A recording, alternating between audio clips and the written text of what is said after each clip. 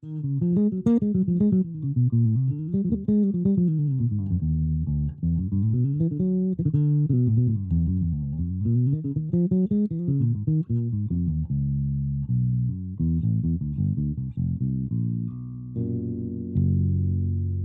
welcome to another one of Darren's bass lessons.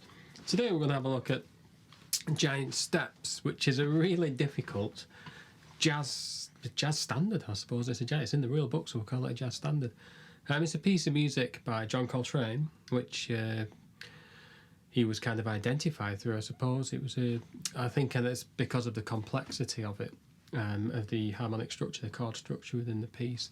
And it's not an easy one to get around, but it's very satisfying when you can. And it's not one you're ever really going to get called to play very much, even on a jazz gig. But it kind of is the holy grail of, yes, I can improvise very well if you can play over giant steps effectively. So I'm going to show you some simple approaches which I have to get through this piece of music, which should give you a good starting point. We're going to first of all just have a look at just playing through. I'm just going to play the bass part through. I'll keep it pretty simple, just following the chords.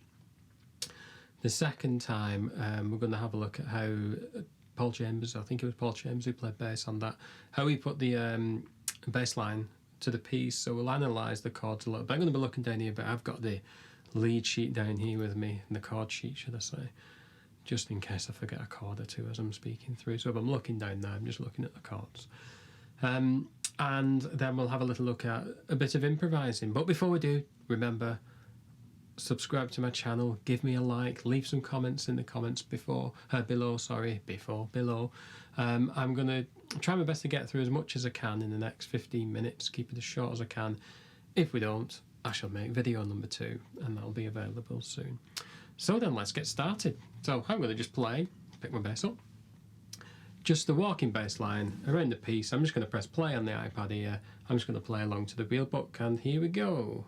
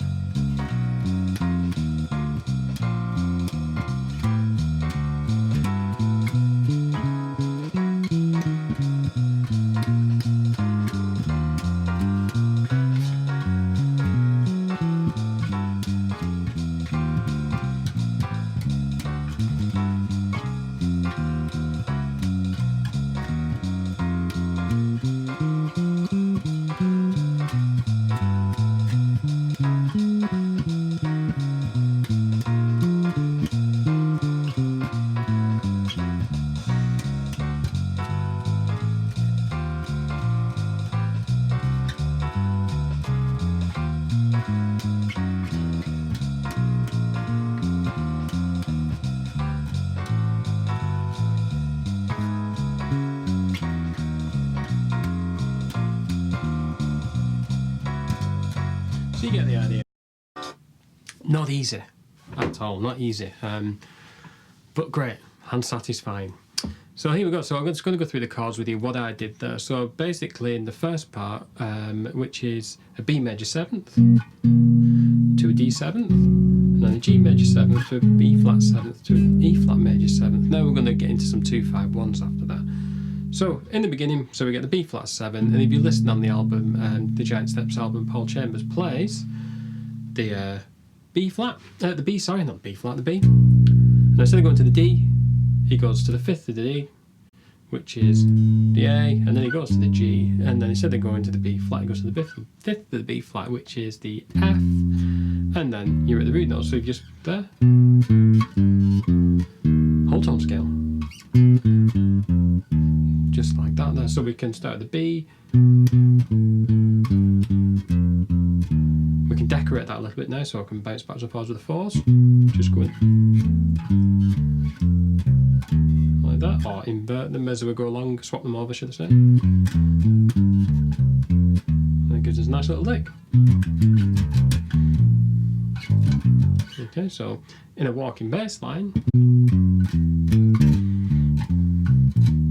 E flat, and then after the E flat major 7, then we start to get into a little 2-5-1 in the key of G. So it goes A minor, which is chord 2 of the G, D7 chord 5, and then you're into the chord 1 there. And then we've got a very similar, the exact sequence again transposed. So we go from the G major 7th this time. So we can go G major 7th, the 5th of B flat, which is an F, and E flat. So we're going back down that whole tone scale again. So the root note, the 5th of the next chord, the root note, the 5th of the next chord. So decorate it again.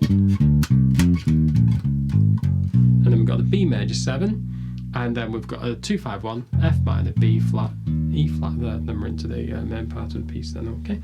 So it would go something like this. Let's just start it off again.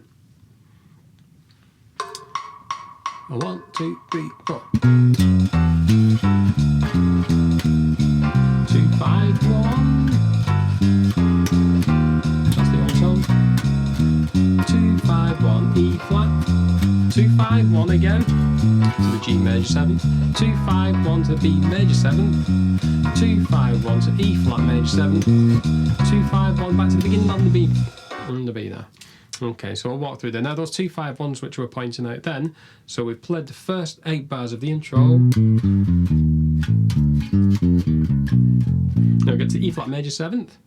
And then we've got A minor, D7, G. And then we've got in the key B major. And then, now they're going up all in major thirds all the time. So we go from the F, so we go from bar 8 here, so we've got F minor 7, upper major third, A, upper major third, upper major third, and that's the piece. There you go. Then C minor, just like that, dead easy, eh? I don't think. Right, so we got F minor, upper major third, 2, 3, 4. So it's just going up in the major thirds all the time. So when I'm walking through the piece, I can look at it, I do a 2-5-1.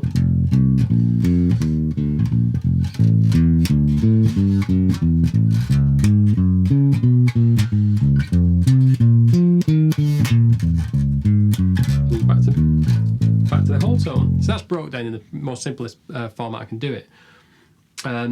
So if you can break it up into those 2-5-1s, so you got to practice loads of 2-5-1s really. Walking bass 2-5-1s, I've got some of those on my website, I've got some of them on YouTube if you check those out on YouTube. And that's approach number 1. And approach number 2, a little bit more improvised, this one, and this can be also adapted for the solo section if you were ever brave enough to take a bass solo or a solo on any instrument on giant steps.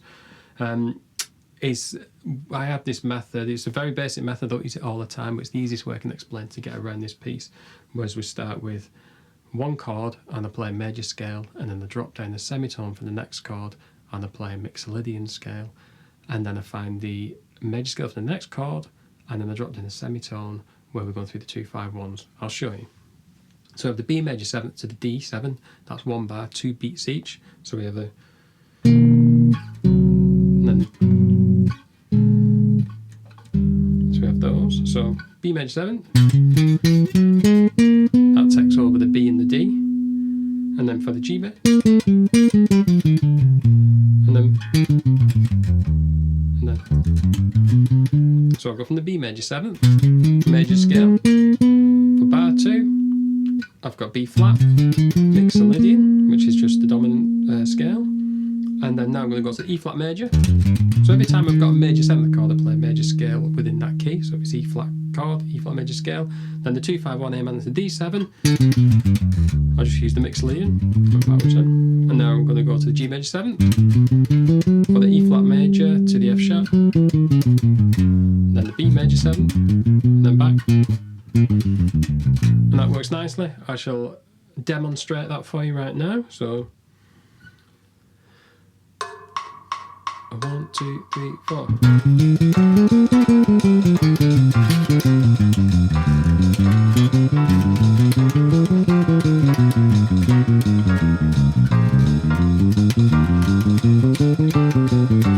G major.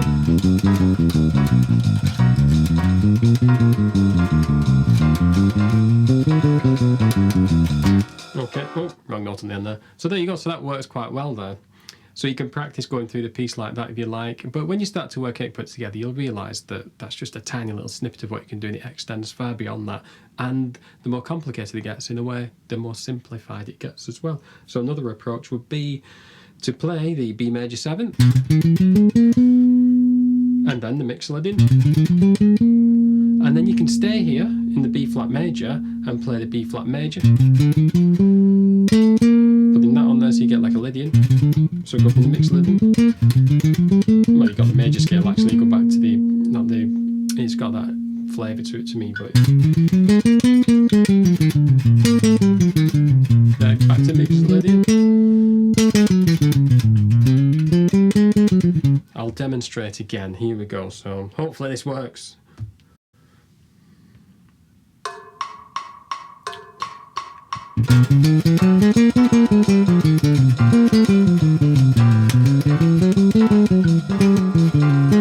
That's it. Go to E flat. Sorry. Here we go.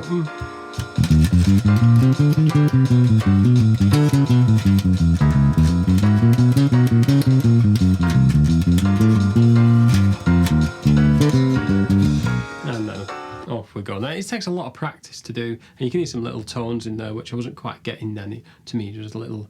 I think I was a bit behind actually. But anyway. That's the idea. That's one approach that you can get through this, and it's just breaking it down into the most simplistic notes and scales you can. There's loads of licks, you know, and you can't beat learning the actual John Coltrane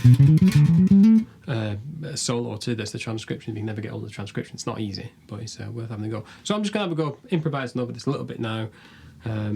See how we go.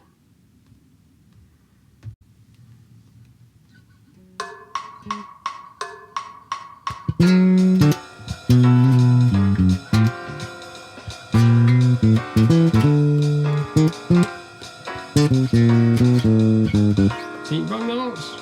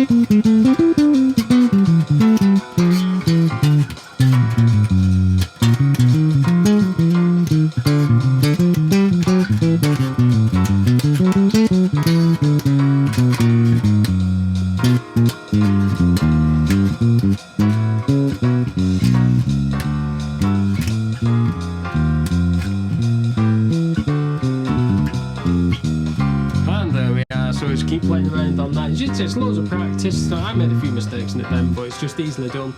But the more you practice, the more you get into it, the better it becomes. I mean, if I keep going on this now and warming up, I get better and better, and it'll sound better and better. And I thought I'd never do it on a gig, but there you go. It's a great thing to practice over and just to get your harmonic understanding together. So don't forget, please subscribe to my channel, please like, please share, please comment. Whether you think it's good, whether you think it's bad, that's up to you. Thanks very much for listening.